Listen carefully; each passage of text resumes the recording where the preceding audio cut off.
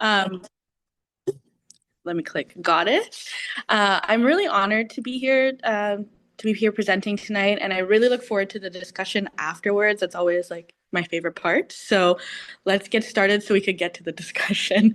You could go to the next slide. Sorry, we're gonna have to do it like this because I was only able to get in on my phone. I was banned from the meeting on my laptop. So this is an overview of what I'll be covering today. My first half of the presentation, I'm going to focus on my experience working at the Italian Canadian Archives of Quebec. I started working there as an intern as part of this program we have in Canada called Young Canada Works for students and recently graduated students in order to get like internships and experiences. So I got that in 2019. And today I've continued to work for them on a contract basis, pretty much doing accessioning.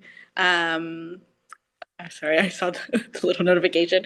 Accessioning, oral history work, and as well as helping them to organize an event series called Archives Out Loud, and I'll get into that in the presentation.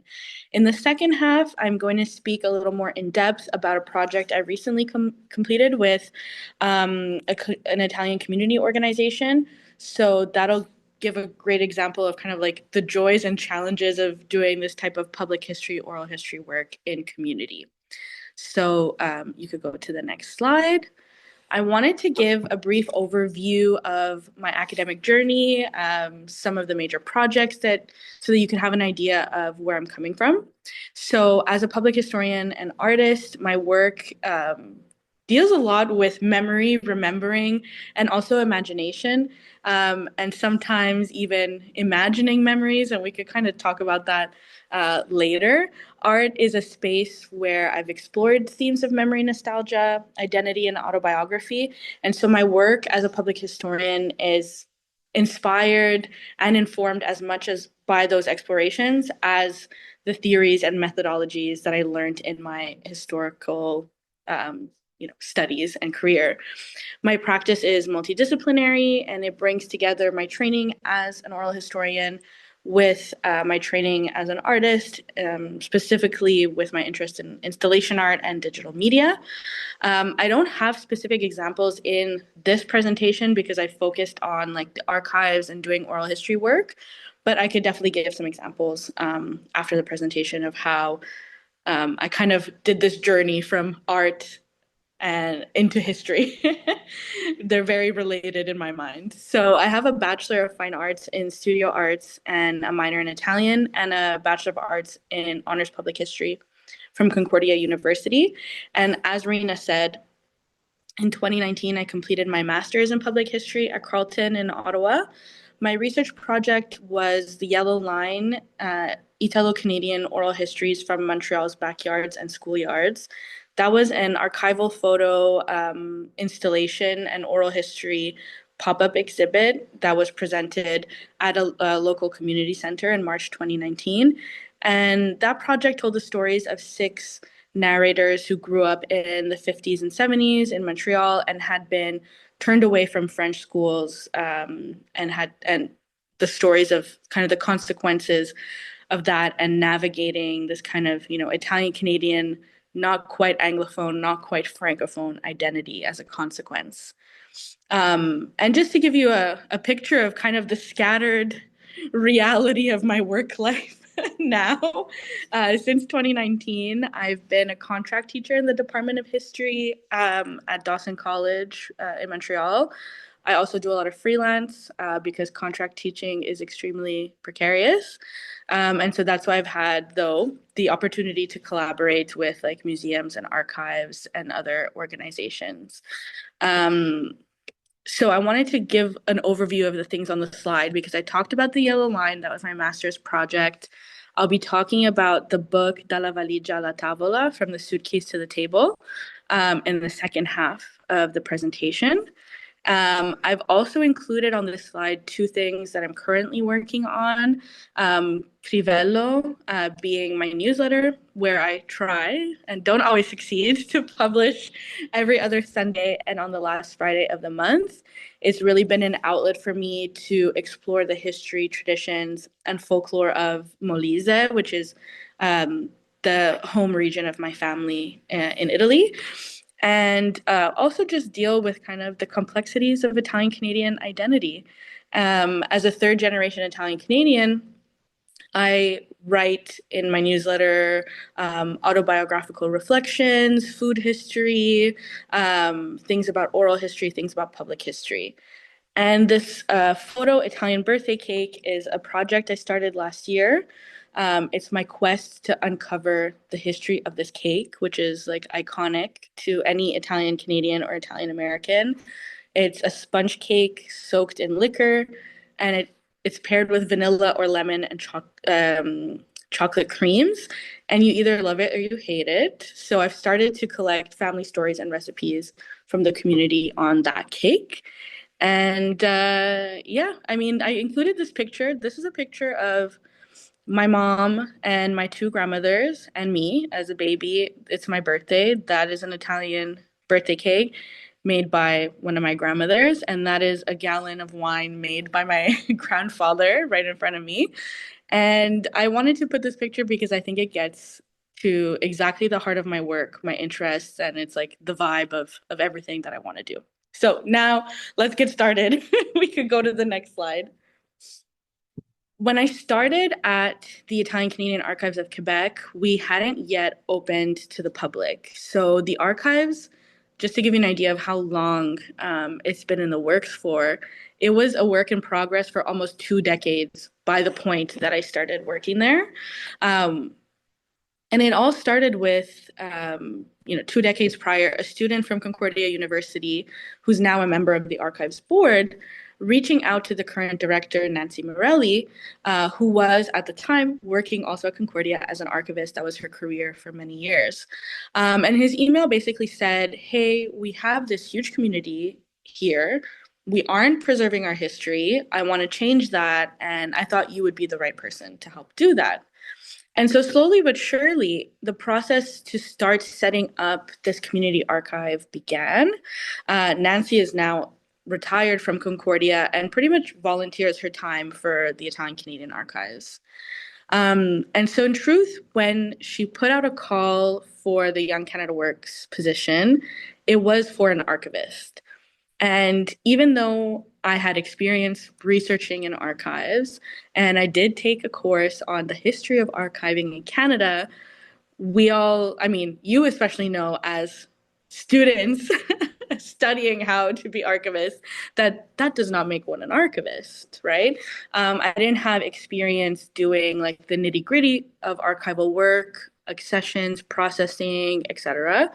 The way I pretty much pled my case to get this job was because there was one other aspect in the job description that fit right into my training as a public historian, particularly working in Italian Canadian history, and that was community outreach. And so in 2019, the archives already had some acquisitions. Just to paint you a picture of what we were dealing with, they had the records of the Italian Canadian Community Foundation, which had been at Concordia's archives, but were agreed to be transferred to the Italian Canadian Archives where everyone felt they belonged. The records of the Casa d'Italia, where the archives are located, I'll talk about this soon. There were some private archives which had been collected by the Casa before the archives had been established, some records of the Order of the Sons of Italy, and some community newspapers. What Nancy wanted to focus on now was creating contacts with the community and community organizations so that they would, first of all, know that the archives exist, and two, consider donating their materials when the time came. So, as we know, I got the job, thankfully, and that's exactly what my scope was, to do this community work, this community outreach. But along with the archives volunteers, I also learned how to do preliminary processing. All the material that I mentioned above and additional material that we've acquired since is pretty much a backlog for what needs to be processed. But at the same time, we wanted to be like ready to open to the public. So in 2019, I went through many of these boxes, made sure that we at least had like a general idea of what is inside them, numbered the boxes that needed numbering, and prepared an updated box listing. And this was pretty much all we could manage with our small team. That was me, Nancy, and like a handful of volunteers. Then we started with the promo, right? Social media, interviews with community newspapers, TV shows, radio stations, events, open houses, and cold calling. So this is the work of community archives, right? You do it all. I called every Italian association and social club that I could find in Quebec. We went to their committee meetings. We invited them to the archives. We had open houses, like I said, at the archives. It was a super intense period of just like basically telling the community we're here, we exist. We have work to do, but we want to also do work with you. And so you could go to the next slide. Of course, all of this is not without continued challenges. So I mentioned previously that the Casa d'Italia had started collecting material before the archives were formally in place. The thing is that this was done without an archivist. So the archives started off with like lots of binders and boxes without any clear provenance or information about who donated them, because the people who had been collecting them didn't know that you needed that information, right? And so we're still dealing with the lingering effects of this issue. And also, they were accepting photocopies of photographs rather than scanning them. So same here, with no information about who was in the photos or where they came from. So the first challenge I would say was like awareness building, awareness of what an archives does and how it works, how it does it, namely the fact that it's like an institution that requires professionals from the field to actually run it, and awareness building in the community. It became pretty clear to us rather quickly that people didn't know what an archives is for. Many people thought, like, whenever we would bring it up, they immediately thought of giving us old books. Yeah, the photocopies of photos, it was rough. It was very rough on printer paper, like not even like photo paper, right? So printer paper. Um, yeah, so many people wanted to just give us old books. They're like, oh, I have these old Italian books I could give to you. And we had to say, no, it's not your old Italian books that we want. It's your photos, your letters, your videos, etc. Things that document your life, your family, or your immigration story, your organizational history, etc., etc. And then with this came the second challenge, which was, the following questions. But who's going to see this? What are you going to do with it? Will it be put on display? And so there was both this like response of sometimes this like suspicion of, why do you want my stuff? What are you going to do with my stuff? Right? Or the total opposite, where someone would only want to give us something if it would be on display, which brings us back to like challenge number one, which is understanding what an archives is and does, right? It's not a museum. And the point is to preserve under preservation conditions. And so your items cannot be continuously on display all the time. These two challenges, I would say, are pretty easily dealt with by just like taking the time to speak with folks and developing a program that helps make our work accessible to the public, like Archives Out Loud that I mentioned previously. This is an event series that was conceived by our director, Nancy, not only to invite people into the archives and discover some of the items in our collection, but they also served as an example, like they gave examples of the types of things that we want to acquire. So for example, we did an Archives Out Loud where we read family and love letters from the archives, and it spanned from like different generations of immigrants starting in the late 18th century to the 21st century. So we went from, the handwritten letters to in the 21st century reading WhatsApp messages sent between a mother and her son who had immigrated in the 2010s to Montreal.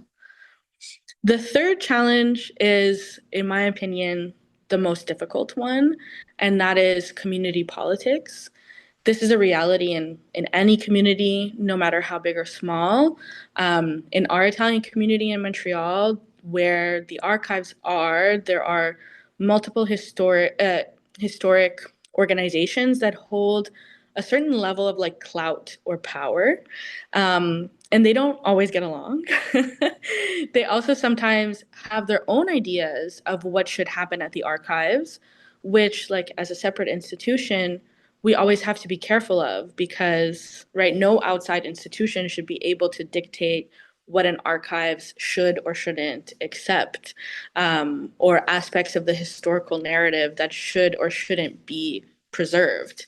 Um, so working at the archives, it's been interesting to see these internal workings of my own community. It also fuels me to do this work and connect with other archivists and historians interested in the Italian Canadian community because we need to be doing our work in the most rigorous way possible in order to be able to overcome the community politics, which will always be there. We have to like exist beyond them, stay above them in a way, right? And it's not always easy. You get wrapped up in them very quickly. And I would be interested to hear at the end in the discussion if anyone else has had similar experiences in their own community. So you could go to the next slide. Since I have training in oral history, I've also been able to offer the skill to the archives. Unfortunately, even though our community is large and it has a long history, that history hasn't really been well preserved. It has been written about, yeah, that's for sure. There was a boom, especially of academic writing on the Italian Canadian community in the 60s and 70s. But in terms of like records, materials, objects that should have been preserved, a lot of these things have been unfortunately lost to time. And especially if we're thinking about the material evidence of early immigrants, those who arrived in the late 18th and early 19th century, that has not been preserved. One way to combat this is through oral history. We can't interview people that immigrated to Quebec in 1890, but we could interview their descendants, right? The Oral History Initiative also goes hand in hand with acquiring material at the archives. If an association or an individual donates their archives, part of our deal with them is that we do an oral history with one or multiple people to document whatever testimony, whether it's a family history, an organizational history, a business history, whatever. We offer as part of the archives that we will do an oral history with you. Many people have really enjoyed this aspect of our work, and I have a lot lined up for the coming months, so it's going to keep me quite busy. On the next slide, I have a list of the types of oral histories we're looking for. So you could go ahead and go to the next slide. The focus is on these cultural associations that I mentioned before. So these were things like social clubs or mutual aid societies that paesani, that's the word for like people from the same town, in Italy, formed in the mid to late 20th century. And many of them are now closing because there's lower membership, there's an aging membership. So it's really crucial to connect with them right now before their records get discarded. Unfortunately, some have already been closed for a while and their records have been discarded because future generations like of the founders didn't know what to do with them. They'd been taking up space in a garage or in a house, like in their parents' house. They had to clean it out and they got thrown away. So we're trying to get ahead of that right now. We're also focused on business owners and family members, or the family members, descendants of people who started important historical businesses in Quebec. For example, actually, go back to the previous slide 1 second. The photo on the left is from an acquisition we have on the Petrucci business, and that was an important sculpting business that crafted statues for many churches across Quebec and beyond as well. I interviewed Pierre Petrucci, who was the last family member to have worked there. And at the time of the interview, he was in his 90s. We made it like just in time. He passed away the year after the interview. So this is like early history because Petrucci, um, the Petrucci business was around in the early 1900s, and like we made it right on time to get the last person who worked there and led the business. So we're racing right now. You could go back to the next slide. We also want to document the history of Italian organizations. I put an example here, the Centro Donne, which is in English would be the Women's Center. And now it has a different name.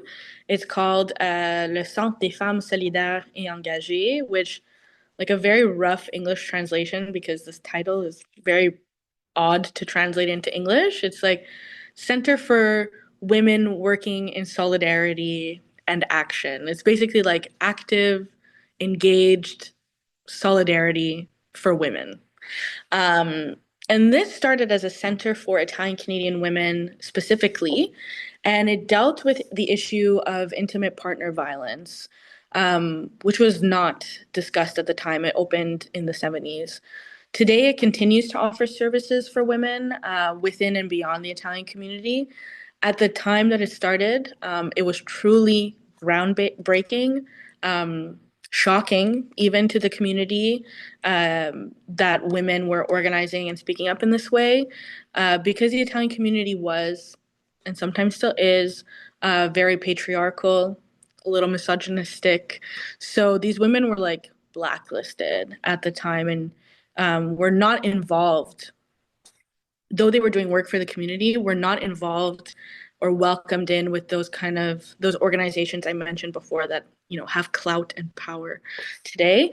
And so it's really important that we document the early history of this center. We interview also active members of the community, or if they've passed away, their family members, in order to preserve the stories of how they marked the history of the community. So, for example, we will interview community members who have been involved in politics, advocacy, or those that started initiatives like community papers, other projects, things like that. And through our own research in the archives, as we go through and process things, we've identified some like special interest groups that haven't been documented in the historical canon of our community.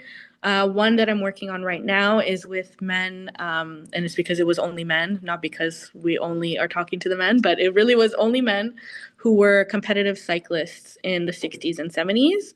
The Italian Canadian contribution to the history of cycling in Quebec has been forgotten by our community. It's like recognized by Quebec, but not by our community. So we want to remedy that. And lastly, of course, we accept oral histories that come from donations from families or researchers. As an example, I'll be donating the interviews from the project that I'll discuss after. But before getting to that project, you could go to the next slide. I wanted to pause on doing oral history in/with community. I think it's important to explain my practice. I'm obviously not the be all end all of oral historians, but this is my philosophy when it comes to my work, and so I thought it was important to share. Firstly, because these are also challenges sometimes, right, to doing this community work.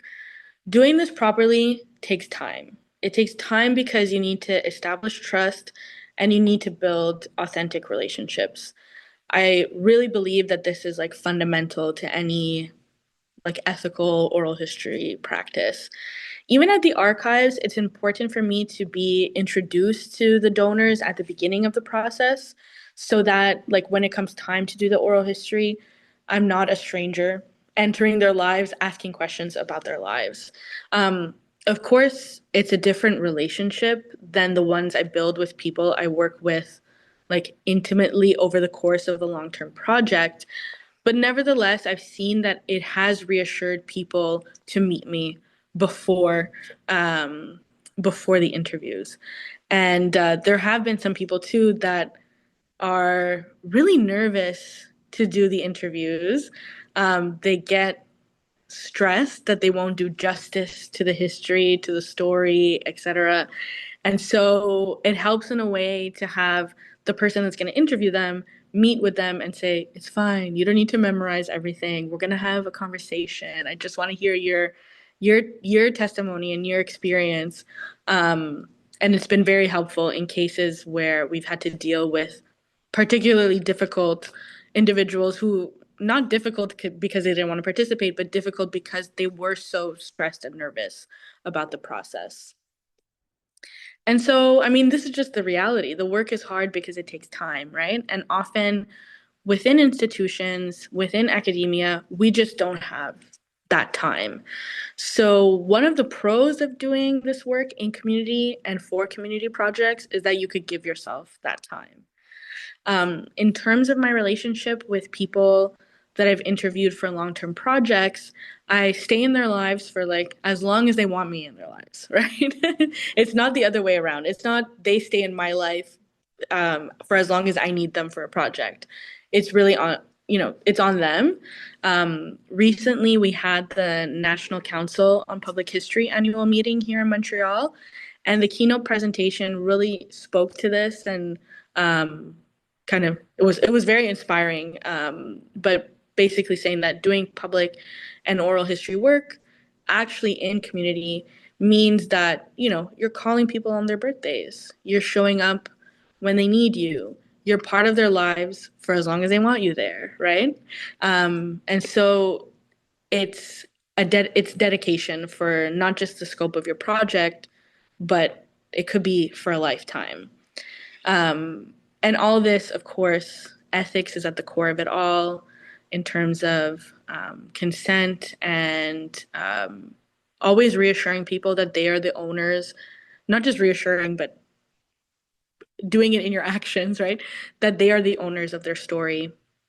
And, nothing is ever done with someone's story, at least myself doing something with someone's story without their consent and without their knowing where it's going. So on the next slide, I'll talk a bit about this project. I see like 10 or so minutes left. Right? I think we're good.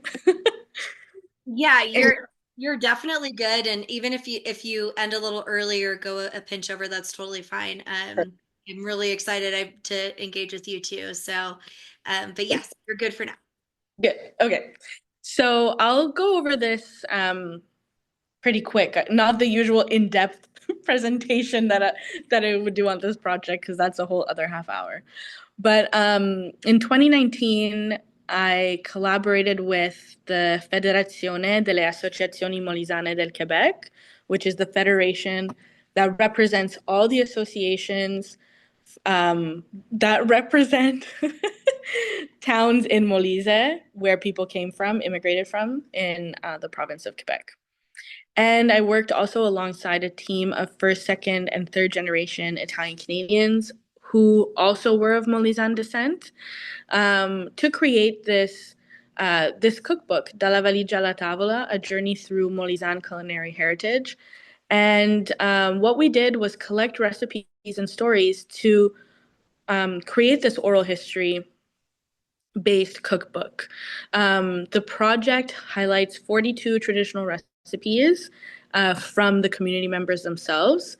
And by virtue of these recipes, we journey through towns that are in Molise. Not all of them, because there's like over 100 in Molise, the region itself, which I'll talk about in a moment. But we go through 21 towns, learning about the stories and traditions beyond the plate. We learn about the feasts that follow each season and those moments that different ingredients mark. And it's important work because we're documenting this small region and its large community here. And I'll explain why it's important specifically for this region in a second. But first, I want to actually name the people that were the main collaborators on the project. V. Di Gregorio, who was a photographer. Joseph DeLeva, the chef and co-owner of Rita Restaurant in Montreal. He helped with recipe editing and standardizing, as you can imagine, the like absolutely wild non-standardized recipes we received from community members. And he prepared the dishes for the photo shoots. Erica Marsillo, who's my sister, but also a pastry chef at Rita Restaurant, who helped with editing, standardizing, and preparing the dessert recipes for photo shoots. Barbara Colacci, who was the editor of the cookbook, and Giulia De Gasperi, who translated. It's in English and Italian. I wrote it in English, and she translated it into Italian. And of course, the Federation, who literally made the project possible, as well as all the associations. We had 17 local associations that actively collaborated with us. And on top of this team, I'm not going to name them all because there's 35 people, but I interviewed 35 different community members, quote unquote home cooks from these 21 different towns in Molise who shared not just their recipes, but their family histories for this project. So why is it important to document Molise specifically? Molise is a small and young region in the south of Italy. It has a population of just over 300,000 people living in 136 different municipalities. It's a region that is in the Apennine Mountains and goes to the Adriatic coast. And there's a joke in Italy that says, Molise non esiste, Molise doesn't exist. And in reality, it actually didn't exist until 1963 when it split from its neighbor in the north, Abruzzo, meaning that when a lot of the people that I interviewed for this project immigrated to Canada, Molise actually didn't exist yet. And there's this joke because it is such a small region. It lost a lot of its citizens to immigration. And, people my boyfriend, for example, he's from Italy, from the north of Italy. And until he immigrated to Canada, he was like, I never met anyone from Molise in my life in Italy because like everyone left Molise. And if we look at the Molisan community in Quebec, we're like, there's an estimate, but no one has ever really calculated this. But the estimate is that we're over 80,000 people, made up of first, second, up until fifth generation Italian Canadians. And like I said, the reality is we're such a big community over here, but a lot of the small mountain towns that people like my grandparents and great grandparents came from are physically dying because of emigration. A lot of these towns are dwindling to 4, 5, 600 people that live there. But despite this, they managed to live on in other ways, right? Through families, through these associations like the ones we have here, through social clubs, through storytelling, and of course through food. And so in many ways, the diaspora community is an extremely important gem in helping to document and preserve cultural traditions, heritage, and even dialects that may be disappearing in Molise. And so the basis of community and traditions in Montreal for Molisani, like in Molise, are really these micro identities like tied to the towns and villages. Each town in Molise has its own feasts and saint days. They celebrate them from May to September every year. And as people started to form associations with people from the same town here, they started to kind of replicate the traditions in Montreal, right? At the peak in the 80s, there were about 40 associations representing 40 different towns. And a lot of the traditions and the feasts that they replicated were based on food. Two of these feasts were the basis of the idea for this project, because my family is involved in two of these associations. And every year we do these two different feasts where like hundreds of people come to eat traditional food like pig's feet, pasta with beans, all these types of things. And in a church basement in Montreal. Now, these are by far the most popular parties held by associations because we're seeing a pattern here too with these associations where, like the small towns in Molise, they're slowly dying because, like I said before, there's less and less members. Those who stay on are getting older, and younger generations often don't want to get involved. But still, at these feasts, 300 people of all generations show up every year to eat pig's feet. Why? What are we finding at these events? And where does the food take us and how? So these were the questions I sought to answer in these interviews. The project was greeted with great positivity. The audience is made up of people from all generations. And it allowed me to see firsthand that people of my generation and younger with roots in Molise are actually interested in the history and culture, despite the idea that they don't want to get involved. You get that kind of snapshot of reality with something like this, that there isn't a lack of interest. The interest just is elsewhere, right? Engaging and learning in different ways. So I want to conclude on the last slide before we get into our little discussion with my two final important takeaways for doing community archiving or community oral history. And that's that raising awareness is necessary work if you, right, in order to get people on the same page. And if you want it done right, it takes the time that it takes because we owe these efforts to the people we work with, that we work for, and that we work alongside. So I have on the next slide just the thank you. And on the last slide, my contact if anyone wants to get in touch. And yeah, look forward to your questions. Cassandra, thank you. And just for all our participants, all the information, all the contact info, and any anecdotes or links that we discuss will be in the Marlene will convey where that's going to be housed and when it's going to be sent, but you will have access to all of this information post this event. And Cassandra, I appreciate you so much. And I just want to thank you for sharing your personal history and how it tied into food and preservation and story and how, along with like highlighting the voices of women that would have otherwise remained silent, and the handwritten love letters from the immigrants that led into modern day was just so blissfully romantic. And I also really valued you describing the challenges that you faced within this work, and you described it so authentically and shared the solutions that you chose in navigating those challenges, which was really beneficial and just helpful to kind of see that other end of the scope and the other end of the sphere when you're working with these different communities. And it was inspiring, and also seeing how important it is to represent underrepresented communities.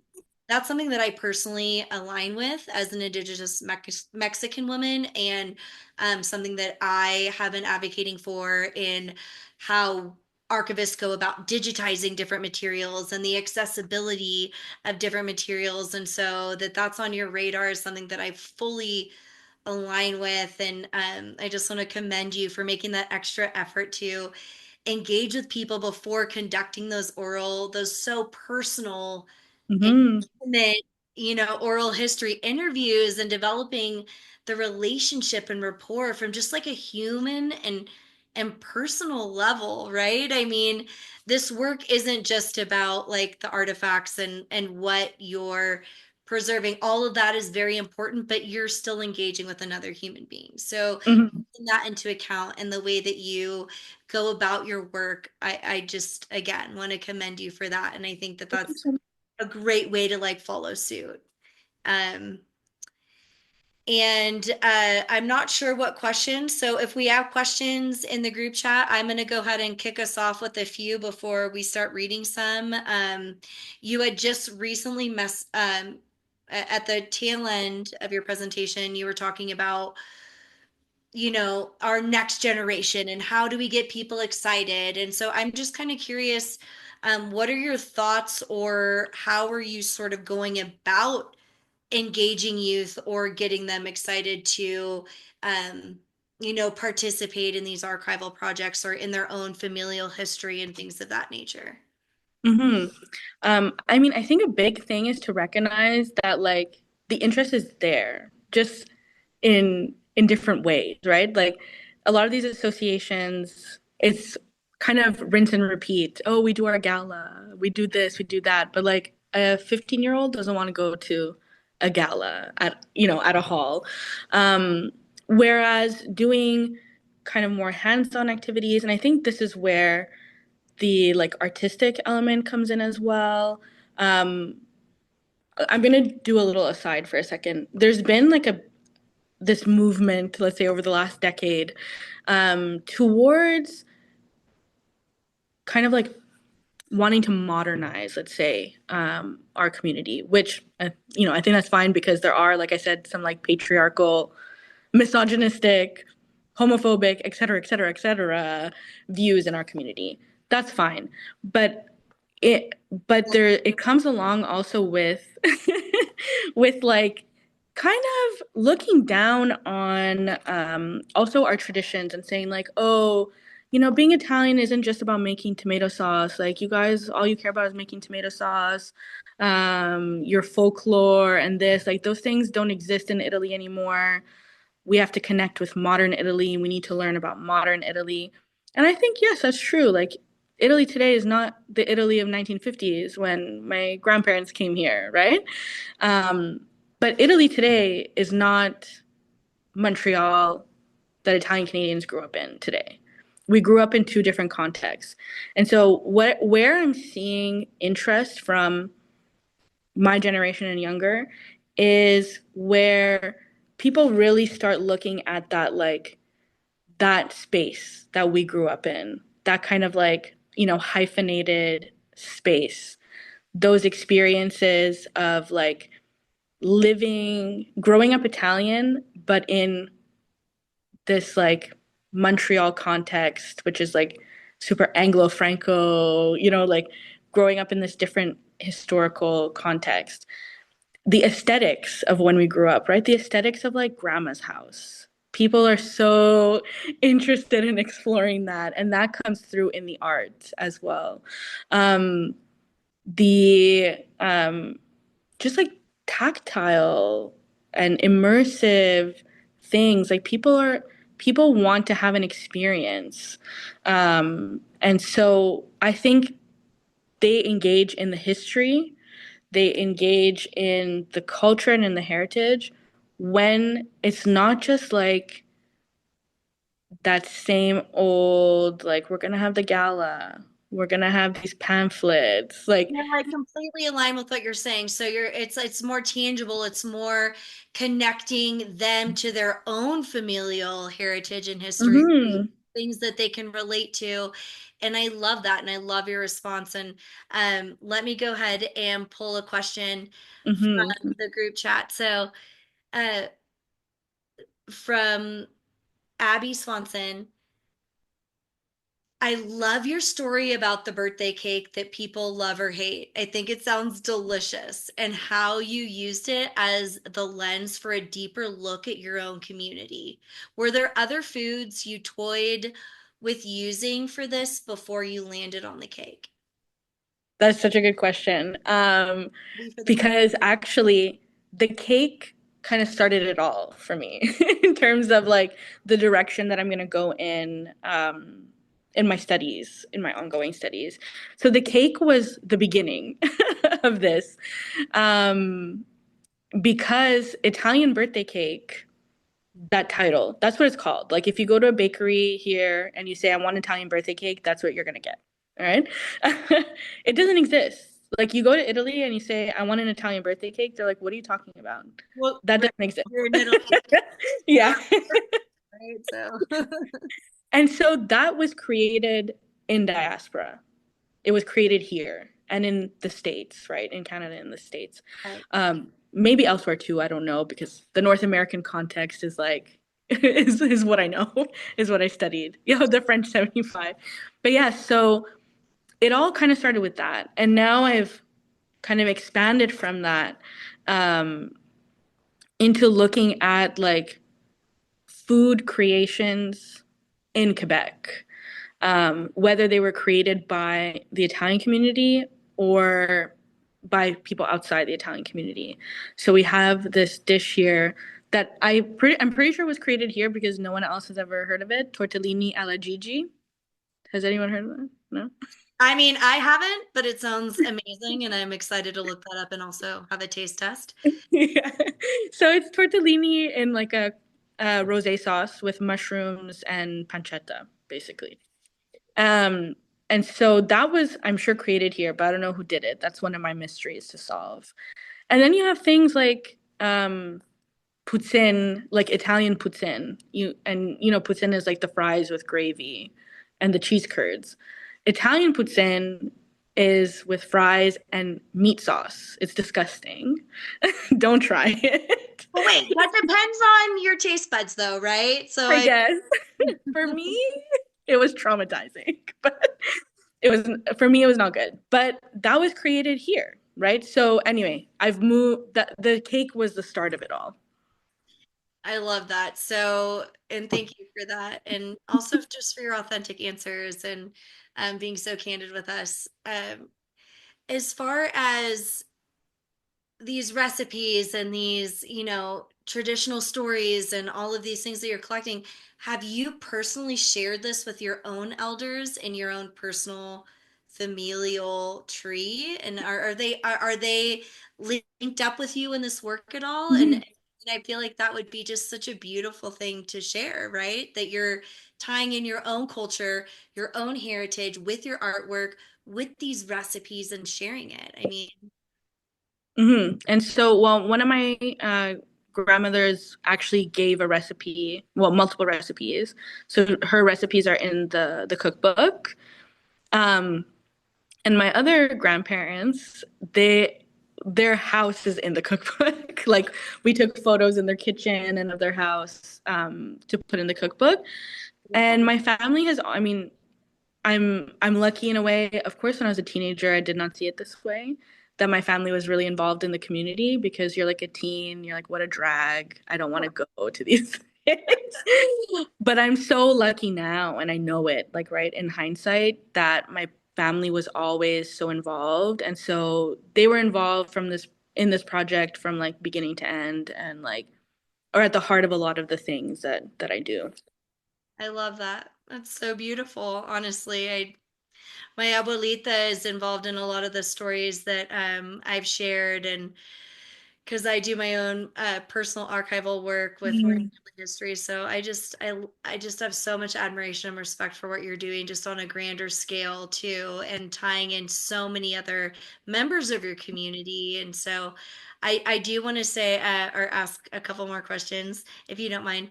Um, how has archival work and diving into this history, how did it directly influence your own personal artistic expression? hmm Um, I think that like it's a lot going back to the aesthetics that I said before, right? Um, going Italian, like okay, the Italian, like Canadian, and even American, let's say, aesthetic has been called kitschy, right? Sure. The kitschy, like grandma's house. Um, there's like the statues, the ceramic leopard statues, and like doilies everywhere. Um, and I think like in my work, I really want to celebrate that kitsch because I think that it is so special. And it is so curated, right? Like it's so every inch is Celebrate it. curated. That's like not something you hear often, and and I hear you, and I get it, and it does make sense because it. But keep going. Sorry. It's totally fine. And yeah, so like I think, photos, right, were really inspirational. Old magazines were really inspirational for me. Um, Even like postcards. Like postcards used to be so elaborate. Like postcards and cards were so elaborate with like even lace on them and like all these little frou-frou things. So I loved all those visual things that I was able to find. Like, don't get me wrong, I love the love letters too, and reading, even the minutes of an organization. That's so interesting to see, like, what was this organization doing in the 1940s. But what really struck me were those like visual elements, um, and then kind of seeing how it has evolved. Like then doing this project and going into people's homes and seeing like what are the threads between what I saw in the archives and what their home looks like and like what their life looks like around them. Absolutely. Oh my gosh. That sounds wild and also so fascinating and also intimate to have those kinds of experiences with people. I want to give a shout out really quick. We are at the 8 minute mark, and if anyone who is a participant wants to put a question in the chat, I don't want to miss anyone. I don't want to leave anybody out. I have several questions, but I want to highlight yours first. Okay, we have one right here. So, Marlene, you mentioned the women's social group who who worked up to talking about domestic violence. When you're doing oral history interviews, how this is such a great question. How do you navigate complex and sensitive topics in a community that isn't comfortable talking about these topics and issues, but chooses to open up to you? So, what's your strategy? How do you go about this? And this was, I mean, I love this question. So, take Yeah, it. such a good question, and it's a big it's a big question too for like oral historians, because there's a weight to that gets put on you as well as like the listener. And so you're not only navigating like someone else's emotions, but then like the aftermath of that on yourself. It hasn't happened to me a whole lot of times, I must say. Um, but there's one specific instance that really sticks out to me where um, it wasn't even in the interview. It was after the interview that someone opened up to me about something like very traumatic that happened to them. Um, and then, in that moment, you just kind of want to be there for that person. And and the person that taught me how to do oral history, who's Suzanne Snyder from Oral History Summer School in Hudson, New York. Highly recommend if you're interested in learning how to do oral history. Was like, when you go do an oral history with someone, whether you're talking about soup or you're talking about like, something that is going to be a difficult conversation, you bring those Kleenexes and you get ready to pause and stay in the silence and let that person like go through their emotions. If you need to stop, you stop, etc. But those Kleenexes are always there because you never know.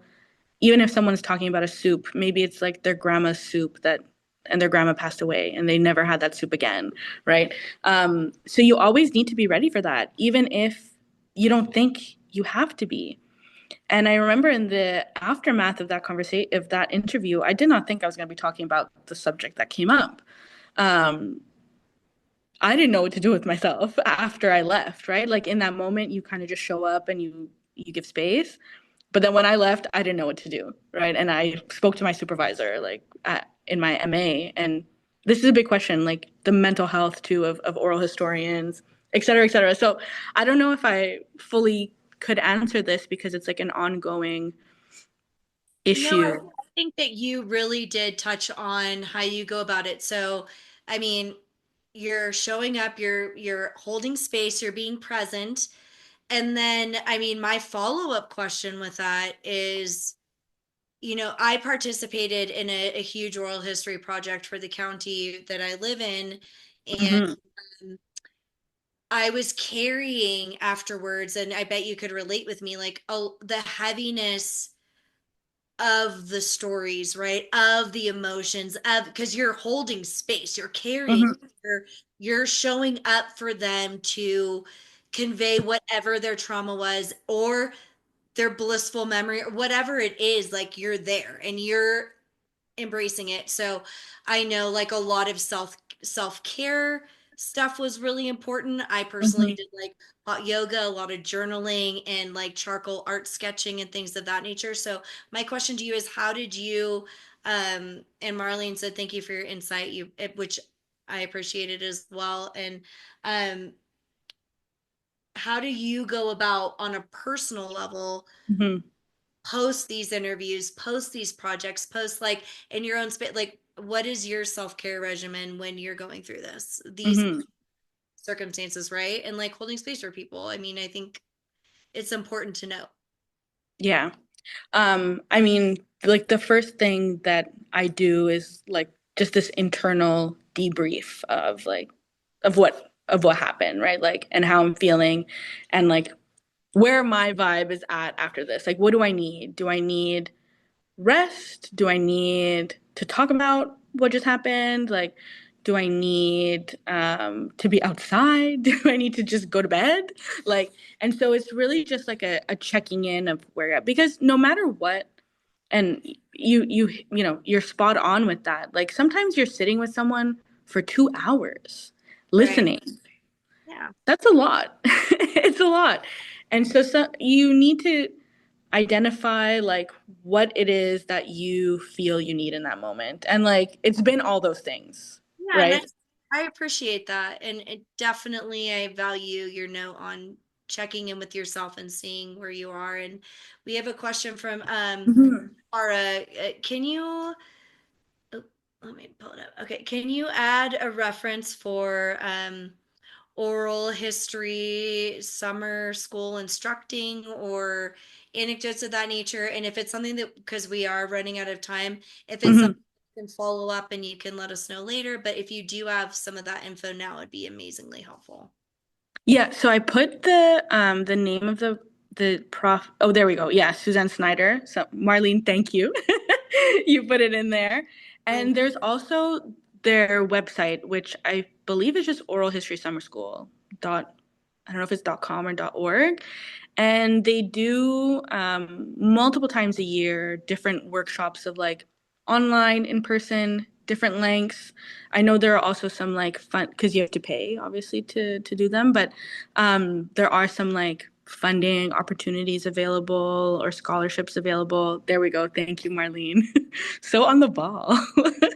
I really, really recommend. It was because there's a lot of people from different fields also coming there, and so you learn a lot from people coming from with different perspectives and different life experience and work experience.